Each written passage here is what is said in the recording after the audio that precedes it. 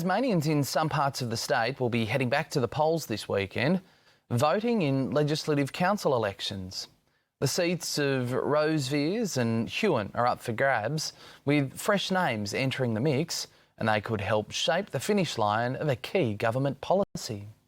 Calls for an update on plans for a Greyhound racing ban after debate was stalled in the Legislative Council. Since that time, for 2 weeks, there's been radio silence from this government. There's been no explanation as to why it pulled the bill and no advice to the community on what it plans to do from here. That simply is not good enough. I know one girl that's ended up in hospital with the stress of all this that's been going on, and it's not good for our welfare. It's not good for anyone's welfare. The government committed to reintroducing the bill before the end of the year, saying some MLCs had questions that needed more time to be answered. This is a once-in-a-generation opportunity for Tasmanians to phase out this industry, and these Legislative Council elections this weekend will be an important part of that. I've been knocking on doors since mid-January, and definitely over the last few weeks it's popped up more and more. First-time candidate Tyler Peterson keen to hear the debate. I will say that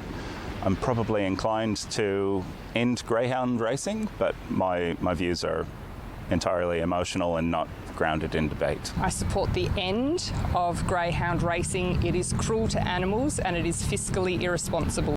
Labor's candidate backing the industry in line with the party's position. The priority issues for the people of the Huon have been around accessing GPs, ambulance wait times, accessing childcare, a growing population, and wondering if our services are actually going to keep up or stay ahead of the demand. We'd expect to see some sort of move in the voting this weekend that would indicate a support for the push to end the cruelty of greyhound racing in Tasmania.